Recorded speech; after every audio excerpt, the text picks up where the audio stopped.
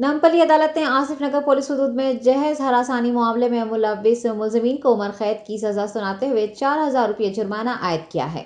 साल 2014 में ये अफसोसनाक वाकया सामने आया था, जहां मजीद जहेज के लिए शोहर एमडी नवाज और सास रजिया बेगम व दीगर की जानिब से लड़की को हरासा किया जा रहा था।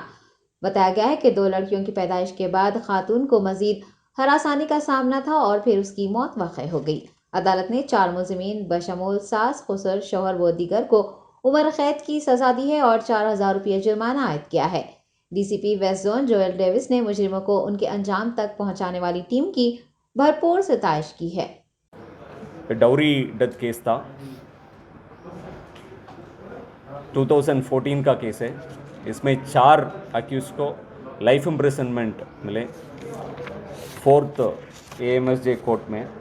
इसमें भी सांबर शिवा रेड्डी साहब और श्रीवानी मैडम प्रोसिक्यूटर्स अच्छा काम किए और अपना court duty officers Shiva Papnani, Syed Aziz, Rajendra Singh, Syed Atar अच्छा काम किए। सो उनको भी मैं कंग्रेचुलेट करता हूँ। इंस्पेक्टर आसिफ नगर भी ये केस को मॉनिटर करके अभी लाइफ इम्प्रिजनमेंट तक लेके आए। आई congratulate the entire team including the public prosecutor.